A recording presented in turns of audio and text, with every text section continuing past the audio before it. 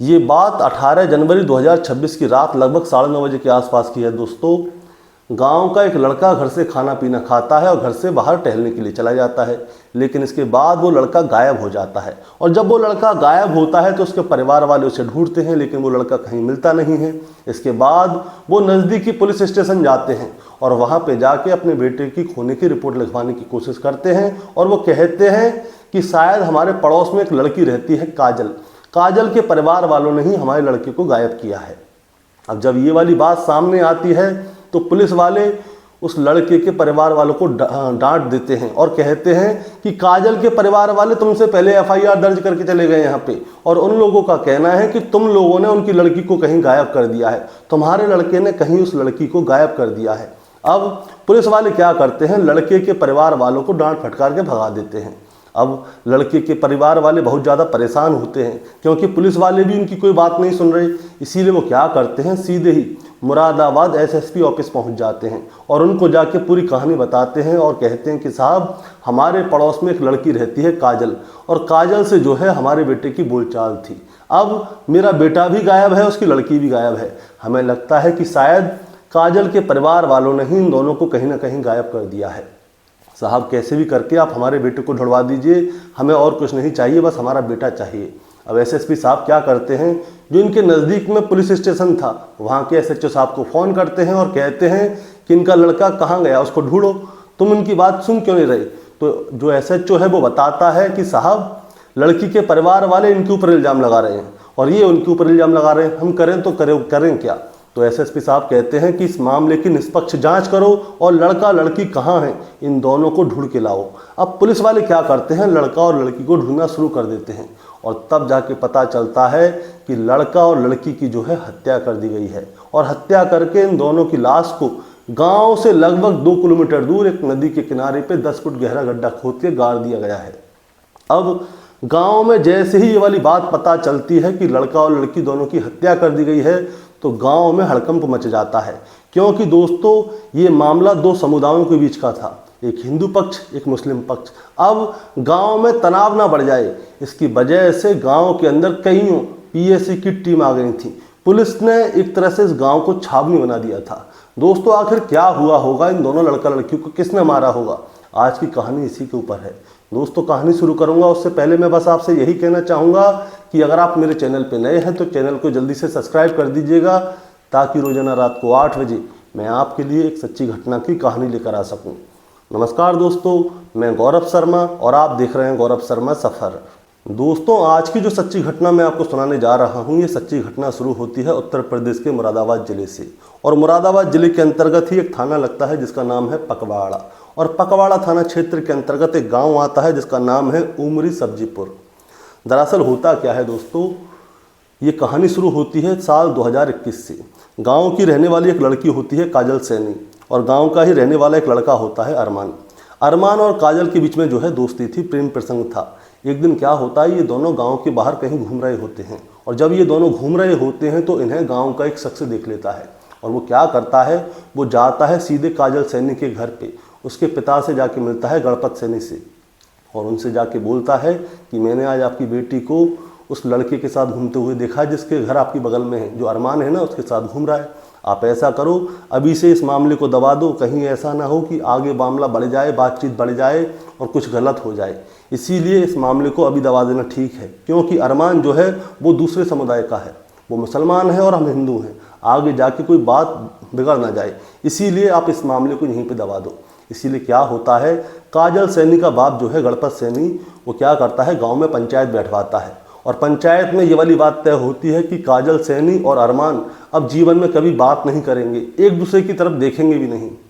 दोस्तों, मैं आपको बताना चाहता हूँ कि जो काजल सैनी और अरमान हैं, ये बचपन से एक ही स्कूल में पढ़ते थे, इन दोनों की दोस्ती वहीं से हुई थी। लेकिन काजल सैनी जो है अपनी पढ़ाई को कंटिन्यू करती है, लेकिन जो अरमान है, अरमान के घर में पढ़ाई लिखाई का माहौल नहीं था। उसके घर में मजदूरी टाइप के लोग करते थे, जैसे टाइल पत्थर वगैरह लगाते हैं, कंस्ट्रक्शन से जुड़ा हुआ सारा काम करते थे अरमान के परिवार वाले। इसके घर में इसकी 5 बहनें हैं, 4 भाई हैं। अब होता क्या है दोस्तों, अरमान और काजल को अब अलग कर दिया जाता है। इसीलिए अरमान क्या करता है, वो विदेश जाने का फैसला करता है और साल 2021 में वो यहाँ से सीधा चला जाता है सऊदी, और सऊदी में जाके टाइल पत्थर का काम करता था और वहाँ पे सब कुछ ठीक चल रहा था उसका। लेकिन इसके बाद क्या होता है, ये सितंबर 2025 में सऊदी से वापस इंडिया आ जाता है और यहाँ पे अपने घर पे आके रहने लगता है। और फिर ये जाने का यानी कि सऊदी दोबारा से नहीं जाना चाहता था, इसीलिए ये क्या करता है, मुरादाबाद में ही अपना काम डाल लेता है। सब लोगों को यही लगता था कि अरमान और काजल के बीच में बोलचाल अब नहीं है, सब कुछ साल 2021 में ही ख़त्म हो गया था, लेकिन ऐसा नहीं था। अरमान और काजल, जब अरमान सऊदी गया था तब भी काजल से बात करता था, वो उसके संपर्क में था, वो व्हाट्सएप पे कॉलिंग करते थे, वीडियो कॉलिंग करते थे और प्यार मोहब्बत की सारी बातें करते थे। लेकिन इसके बारे में ना तो काजल के परिवार वालों को पता था और ना ही अरमान के परिवार वालों को पता था, और चुपके चुपके ये सारा प्यार मोहब्बत हो रहा था। इसी बीच में तारीख आती है 8 जनवरी 2026। 8 जनवरी 2026 की रात को क्या होता है दोस्तों, अरमान अपने काम से घर पे आता है और घर पे आने के बाद थोड़ा आराम करता है और रात के समय पे खाना खाता है। लगभग 9:30 बजे के आसपास का समय होता है। अरमान खाना पीना खा के क्या करता है, अपने घर से बाहर की ओर जाता है। उसकी माँ पूछती है, बेटा कहाँ जा रहा है, तो वो कहता है कि मैं थोड़ा टहलने जा रहा हूँ।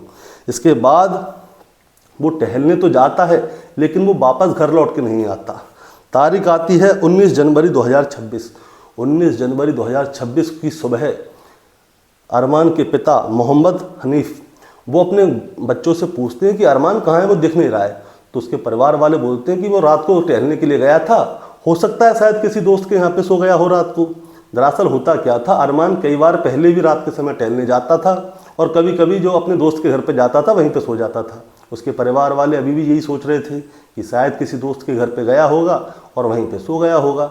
लेकिन सुबह से जब दोपहर हो जाती है तो अरमान के पिता जो हैं मोहम्मद हनीफ, उनको बड़ी चिंता होती है कि आखिर अरमान गया कहाँ, कौन से दोस्त के घर पे गया है। जिन जिन का फ़ोन नंबर उनके पास था वो फ़ोन मिला के पूछते हैं, लेकिन अरमान के बारे में कोई जानकारी मिलती नहीं है। इसीलिए वो क्या करते हैं, उनके सारे दोस्तों के घर पे जाते हैं अरमान के। अब अरमान के सारे दोस्तों के घर पे जाते हैं तो वो सारे लोग बोलते हैं कि अरमान तो यहाँ पे रात को आया ही नहीं। अब जब अरमान यहाँ पे आया नहीं तो अब मोहम्मद हनीफ को होने लगती है चिंता कि आखिर उनका लड़का गया तो गया कहाँ। रात को 9:30 बजे खाना खा के घर से निकला था लेकिन अभी तक घर नहीं आया। दोस्तों 19 तारीख की रात हो जाती है लेकिन अरमान अपने घर पे नहीं पहुंचता। इसीलिए वो क्या करते हैं मोहम्मद हनीफ, वो सोचते हैं कि क्यों ना पुलिस स्टेशन जाया जाए और पुलिस स्टेशन में जाके अरमान की गुमशुदगी की रिपोर्ट लिखाई जाए।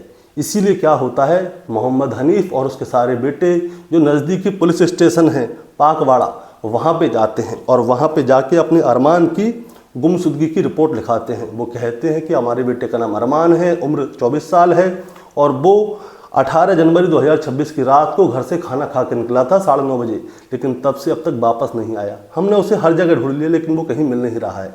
तो पुलिस वाले कहते हैं कि भाई कहीं चला गया होगा, आ जाएगा, तुम चिंता मत करो, तुम तो अभी से आ गए, आ जाएगा, तुम जाओ। पुलिस वाले क्या करते हैं, जो मोहम्मद हनीफ है उसे टरका देते हैं। वो कहते हैं कि तुम यहाँ से चले जाओ। लेकिन जो मोहम्मद हनीफ है वो कहता है कि साहब हमारे घर की बगल में एक लड़की का घर है, उसका नाम है काजल सैनी, और काजल सैनी और हमारे बेटे के बीच में पहले कोई बात थी, उनके बीच में दोस्ती थी और इसी चीज़ को लेके दिक्कत हो रही थी। आप ज़रा एक बार ऐसा कर लीजिए ना, जो काजल सैनी है उसके परिवार वालों से बात कर लीजिए। अब जैसे ही ये वाली बात आती है तो जो पुलिस वाले हैं वो उसको टरका देते हैं।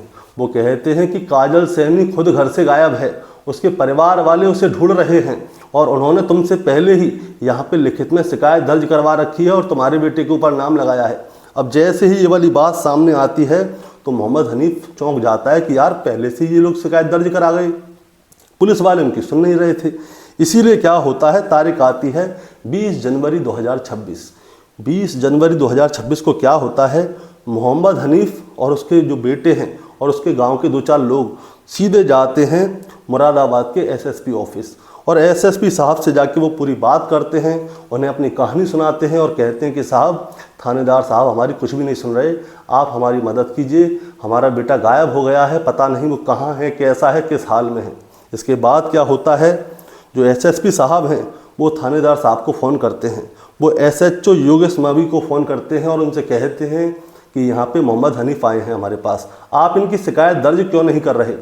तो जो एसएचओ साहब हैं वो कहते हैं कि जो काजल सैनी है उसके परिवार के लोग हमारे पास पहले ही लिखित में शिकायत दर्ज करा गए हैं और वो इस लड़के के ऊपर उंगली उठा रहे हैं कि जो अरमान है, अरमान हमारी बेटी को लेकर शायद कहीं भाग गया है, आप उसे ढूंढिए। अब सर वो भी हमारे पास में रिपोर्ट दर्ज करा रहे हैं, ये भी आ रहे हैं, हम करें तो करें क्या, हम तो सही चीज़ के लिए जाएंगे ना।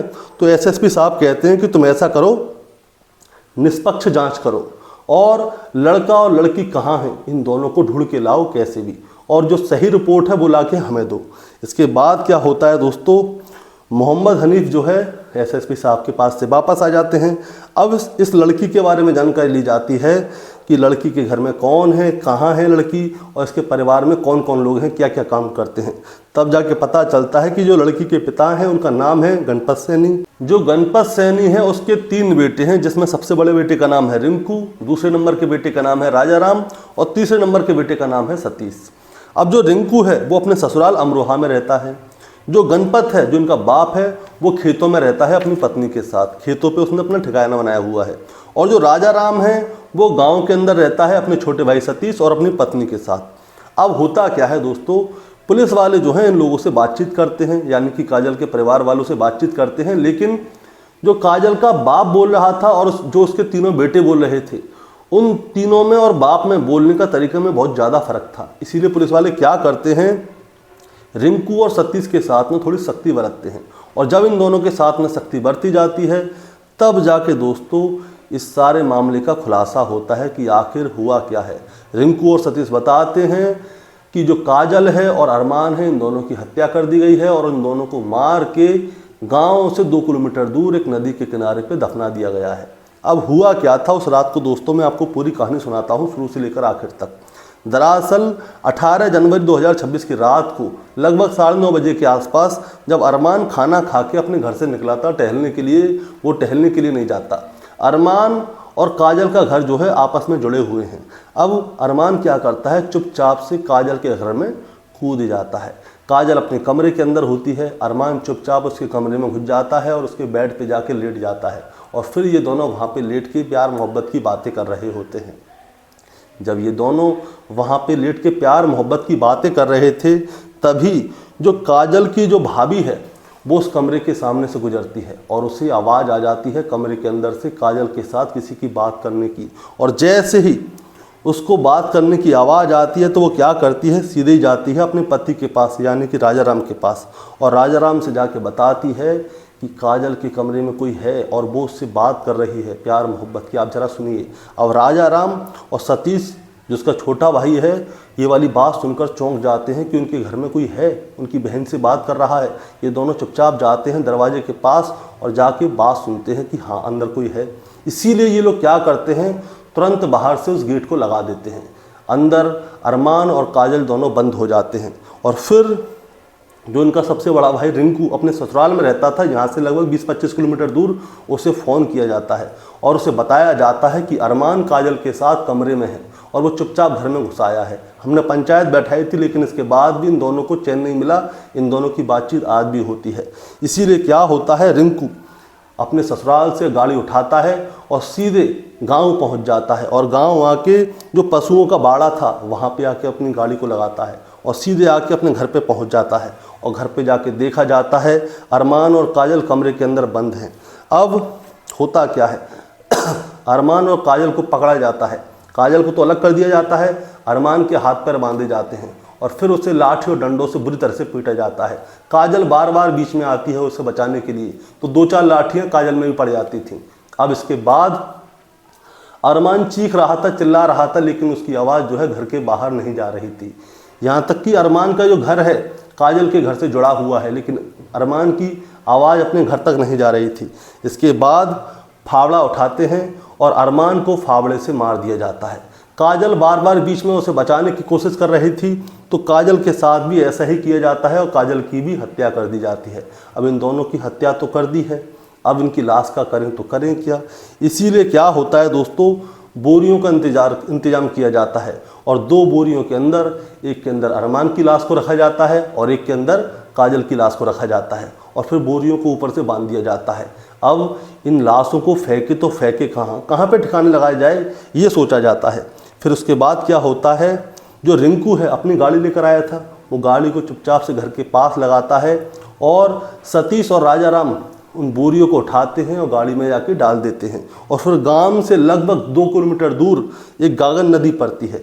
गागन नदी के किनारे पे नीम करौली बाबा का आश्रम है और आश्रम के पीछे ये लोग उस गाड़ी को लेकर जाते हैं और 3 फावड़ों का इंतज़ाम किया जाता है। और रात को ये लोग उस नदी के किनारे पे फावड़े से गड्ढा खोदते हैं लगभग 10 फीट गहरा। उसमें सबसे पहले तो अरमान को डाला जाता है, उसके बाद काजल को डाल दिया जाता है और ऊपर से उस मिट्टी को एक जैसा कर दिया जाता है। इसके बाद जो सबसे बड़ा भाई है अपनी गाड़ी को लेकर आता है गांव, अपने दोनों भाइयों को छोड़ देता है और वो चला जाता है सीधे अपने ससुराल। अब इस तरह से रहते हैं कि मानो कुछ पता ही नहीं है इनको, कुछ इनकी बहन कहाँ गई कि पड़ोसी कहाँ गया। अब इसके बाद जो राजा राम है वो मिस्त्री का काम करता था, वो मिस्त्री का काम करने के लिए चला जाता है। उसकी पत्नी खेतों में आलू खोदने चली जाती है। राजा राम की माँ यानी कि गणपत की पत्नी जिसका नाम हरदई है वो गांव में अपने काम पे लगी रहती है। गणपत को भी इसके बारे में कुछ पता नहीं थी कि रात को क्या हुआ क्या नहीं हुआ, वो भी अपने काम पे होता है। रिंकू अपने ससुराल में होता ही होता है। अब बेटी कहाँ गई, पड़ोसी का लड़का कहाँ गया, 3 दिन का समय बीत जाता है। और जब 3 दिन का समय बीत जाता है तो जो गणपत है वो थाने में जाता है, रिपोर्ट लिखाता है और पड़ोसी का लड़का जो अरमान है उसके खिलाफ रिपोर्ट लिखाता है। वो कहता है कि हो सकता है कि ये लड़का उसे लेके भागा हो। और जब अरमान के परिवार वाले थाने जाते हैं तो पुलिस वाले उसकी सुनते नहीं है, इसीलिए वो सीधे एसएसपी ऑफिस चला जाता है। एसएसपी ऑफिस से जब ऑर्डर होता है इसके बाद में इस बात का खुलासा होता है कि अरमान और काजल की तो हत्या कर दी गई है और उन दोनों को मार के गागन नदी के किनारे पे गड्ढे खोद के दफना दिया गया है। अब पुलिस वहाँ पे जाती है, गड्ढा खुदवाया जाता है और जब गड्ढा खुदवाया जाता है तो अरमान और काजल इन दोनों की लाशें मिल जाती हैं। इसके बाद क्या होता है दोस्तों, तीनों भाइयों को गिरफ्तार कर लिया जाता है। अब जो गणपत था उसे ये नहीं पता था कि इन लोगों ने काजल की भी हत्या कर दी है और अरमान की भी हत्या कर दी है। जब उसे ये वाली बात पता चलती है तो वो थाने के अंदर ही अपने तीनों बेटों के ऊपर शोर मचाने लगता है, उन्हें वहीं पे मारने पीटने लगता है और वो कहता है कि तुमने हत्या क्यों की, हत्या करने की क्या ज़रूरत थी। लेकिन इन तीनों भाइयों ने मिलके अपनी बहन की भी हत्या कर दी और जो घर के पड़ोस में अरमान रहता था उसकी भी हत्या कर दी। दोस्तों मैं आपको बताना चाहूँगा अरमान का घर और काजल का घर जुड़ा हुआ है और ये खुलासा कैसे हुआ। दरअसल जब ये लोग अरमान को रात को मार रहे थे, पीट रहे थे, तो जो अड़ोसी पड़ोसी हैं वो ये सोचते हैं कि राजा राम और सतीश में बीच में लड़ाई हो रही है, ये दोनों शराब पी के आए हैं। अब लड़की की चीखने की चिल्लाने की भी आवाज़ आ रही थी, तो ऐसा हो सकता है कि गांव वाले ये सोच रहे थे कि ये ऐसा है आपस में दोनों भाई लड़ रहे होंगे, ये शराब पी के लड़ते ही हैं। अब घर में से शोर की आवाज़ आ रही थी तो सब लोग ये सोच रहे थे कि दोनों भाइयों में लड़ाई हो रही है। जब बहन चीख रही चिल्ला रही थी तो ये सोच रहे थे कि बहन जो है उनको बीच बचाव करा रही है, जो भी झगड़ा हो रहा है घर में हो रहा है। उन लोगों को ये नहीं पता था कि अरमान को मारा पीटा जा रहा है। जो आवाज़ें आ रही थी घर के अंदर से चीखने चिल्लाने की वो अरमान की थी। वो आवाज़ें ना तो अड़ोसी पड़ोसी पहचान पाए ना ही अरमान के परिवार के लोग पहचान पाए। अब दोस्तों तीनों भाइयों को गिरफ्तार कर लिया गया है, उसके बाद इनको जेल भेज दिया गया है। अब क्या इनको सज़ा मिलेगी क्या सज़ा नहीं मिलेगी वो तो समय बताएगा, लेकिन अब इनकी चार्जशीट लगा दी गई है। और दोस्तों इसके बाद में एक और बात बताना चाहता हूँ, जो काजल का परिवार है उनके परिवार के बारे में और जानकारी निकाली गई कि आखिर इनका परिवार शुरुआत से कैसा है। दरअसल 16 साल पहले की बात है। जो काजल का बाप है गणपत ने गांव के ही एक लड़के को 16 साल पहले गोली मार दी थी। अब 16 एक लड़के को गोली मार दी थी। अब जब गोली मारी थी तो उसकी कोर्ट कचहरी हो गई। कोर्ट कचहरी के बाद में इसे 7 साल की सज़ा मिली। 7 साल की सज़ा मिली तो ये आज से लगभग 4 साल पहले जेल से छूटा था और जेल से छूटने के बाद गांव में शरीफों की तरह रह रहा था।